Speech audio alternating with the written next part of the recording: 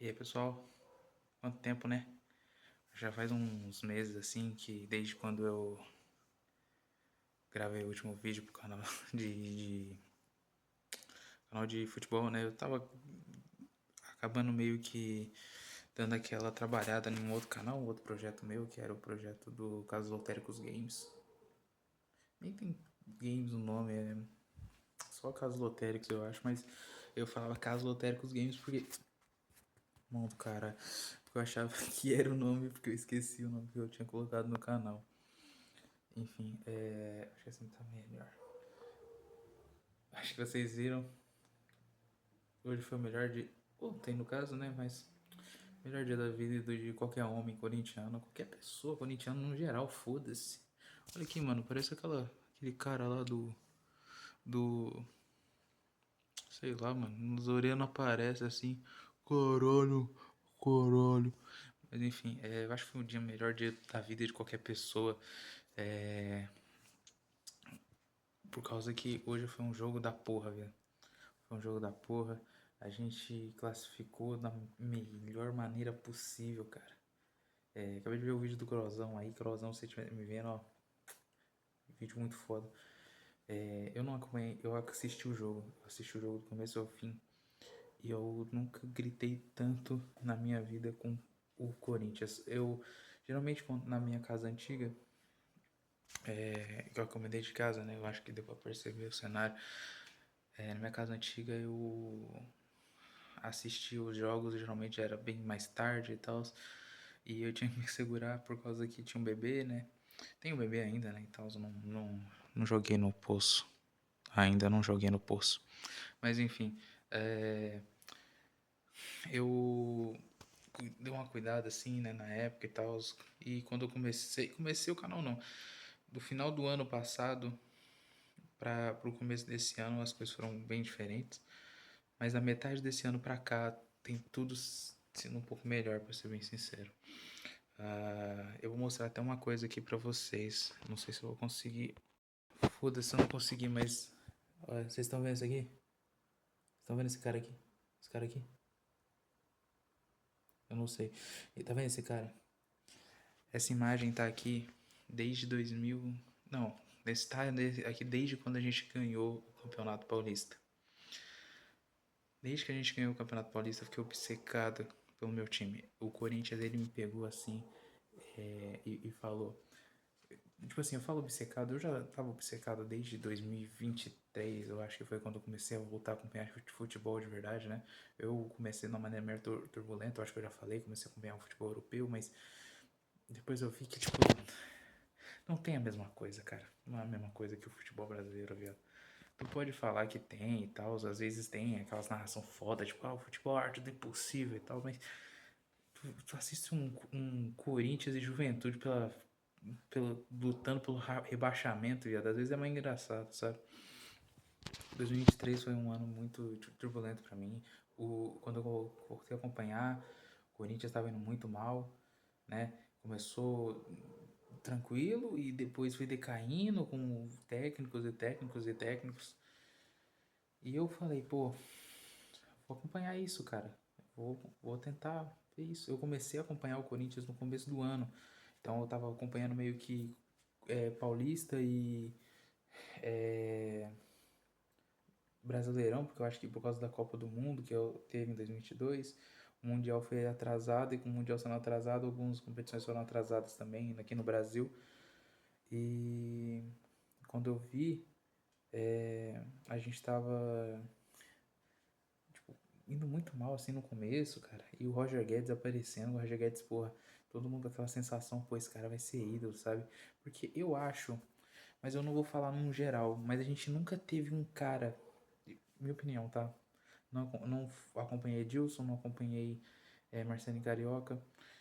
E eu também nunca vi um cara ser um atacante no Corinthians ter chegado naquele nível que a gente estava considerando o Roger Guedes, um atacante. Jogador de linha, pô, tem vários jogadores, né? Tem o Jadson, tem. Só ele, brincadeira. Mas tem o Jadson, tem o Renato Augusto, tem muita gente que pra gente foi muito, muito significante, né? Teve até o próprio Paulinho, né, que agora tá aposentado, trabalhando no Mirassol, num projeto sinistro. E foi tipo, eu peguei essa situação, eu tinha visto muito pouco do Corinthians, eu acho que em 2021, né?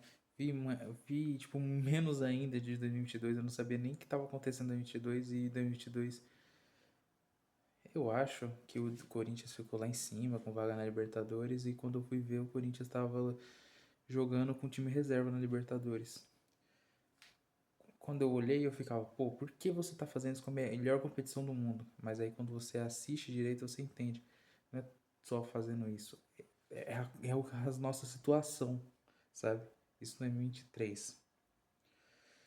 Então, tipo, eu fiquei olhando aquilo, fiquei, cara, não é a mesma coisa de quando eu era mais novo. Tipo, o Corinthians lutava mais, né? Mas eu não sabia de nada do que estava acontecendo, comecei a acompanhar mais, aí entendi por que o Corinthians estava naquela situação fodida.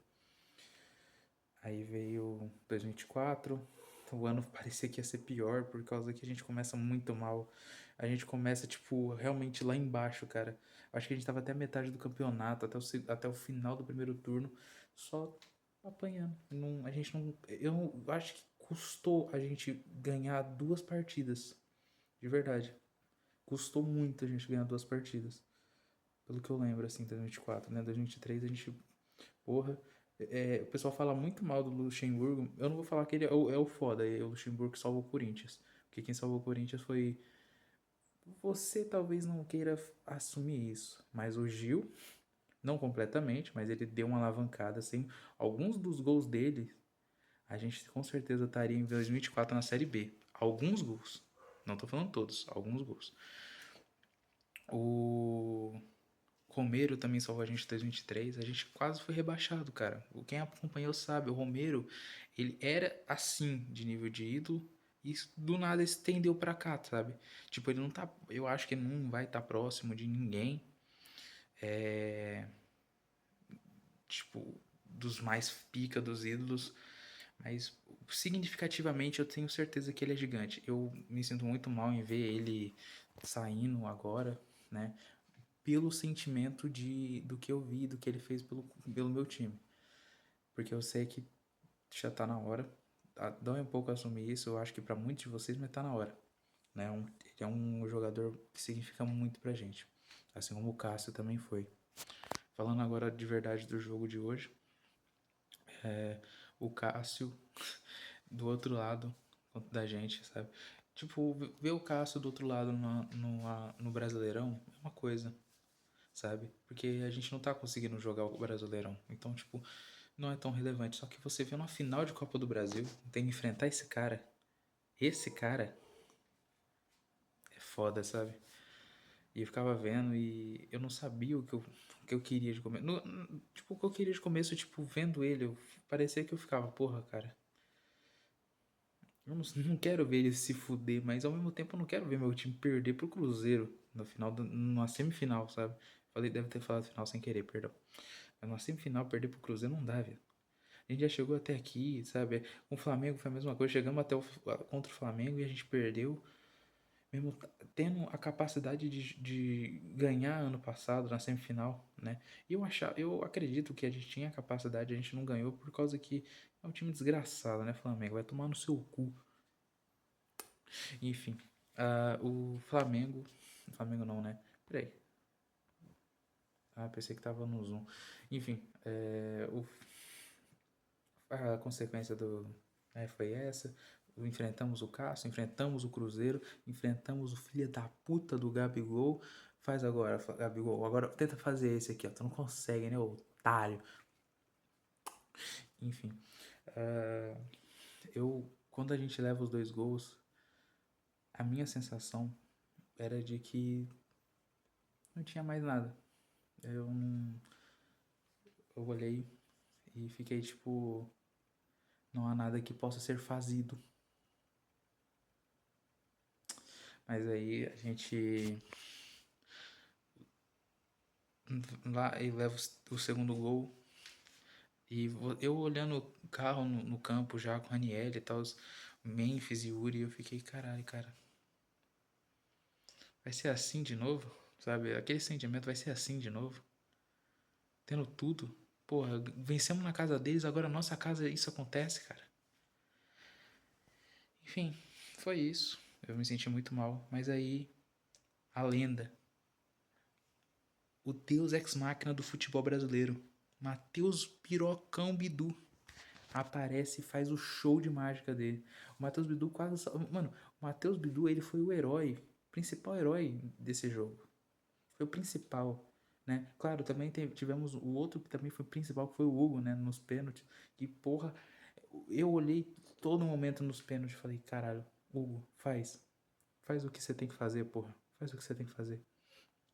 E eu fiquei a todo momento sentindo que daria certo, sabe? E vai pros pênaltis e eu começo a ficar tenso, né? Olhando pra TV. Pô, eu fiquei de joelho, de joelho umas 3 vezes. Quando começou, eu falei, não vou aguentar ficar até agora. Aí quando a gente tava, tipo, era o pênalti que a gente ia se fuder se a gente não conseguisse. E a gente conseguiu, né? Tipo, defender no caso, né? O Hugo defendeu o primeiro pênalti. O primeiro pênalti a gente erra, né? O Yuri erra, que eu quase matei ele mentalmente. E depois os próximos pênaltis a gente consegue marcar todos. E o Cruzeiro perde o pênalti do Gabigol, se eu não me engano. Não, ele perde um pênalti antes, eu acho. Não lembro de quem foi, mas perdeu um pênalti antes, eu acho, não tenho certeza. Depois perde o pênalti do Gabigol, ainda fica vivo e você vê, porra, o Hugo defendendo aquilo e tipo assim, nós, quem acompanhou o time desde esse começo de ano, sabia que em algum momento ele ia fazer isso. O Hugo, ele sempre vai fazer isso. Eu não tenho dúvida que o Hugo, sempre que a gente precisar defender um pênalti, pode ser com a porra do Erling Haaland ali, ó. Erling Haaland ali, ó. Estão vendo ele? Tá ali, ó. Ali, ó. A cabeça dele. Erling Haaland. O Erling Haaland ali, o Hugo Souza aqui na frente, tá ligado? Fala, Hugo. Aquele meme do cara com a mão no ombro. Por favor. E o Hugo vai falar, irmão, vai ser de coração, tá? E ele vai defender, sabe? Porque ele não tem esse medo. Ele sabe que na disputa de pênalti, o Hugo sempre tem isso. Ele sabe que se ele não defender um agora, ele vai defender o próximo. E se ele não defender o próximo, ele vai defender o próximo do próximo, sabe? E é isso que ele teve. E eu, né, o Cássio, ele teve isso. Só que o Cássio, ele tava muito quieto. Ele tava muito quieto. O Cássio, geralmente, quando eu vi ele, eu vou usar o exemplo de 2023. Quando a gente estava se classificando em 2023, a gente chega para uma semi, não, final não, a quarta de final, eu acho, contra o América Mineiro. O América Mineiro. Tenho certeza que era uma quarta de final contra o América Mineiro. Porque a gente vence o Fluminense, depois vence o Atlético Mineiro e depois o América Mineiro. O América Mineiro, que foi, se eu não me engano, o lanterna do campeonato. A gente vai para uma disputa de pênalti com eles. E o Cássio, você via todo momento ele olhando para cima e tal. E ele tava fazendo isso. O Cássio tava fazendo isso. Mas você sentia que era diferente. Tinha alguma coisa nele ali, sabe? Eu não tô dizendo que ele entregou. Ele não entregou. Ele não entregou. Se ele tivesse entregado, ele na hora que defendeu o primeiro pênalti, ele tinha puxado os braços. Ai, cãibra! Ai, cãibra! Ai, ai. Parece retardado. Mas ele tinha feito isso. E ele não fez. Ele foi lá e defendeu. Filha da puta. Traíra. Né? Cadeira. Mas enfim. E eu, lá no último pênalti. O pênalti que o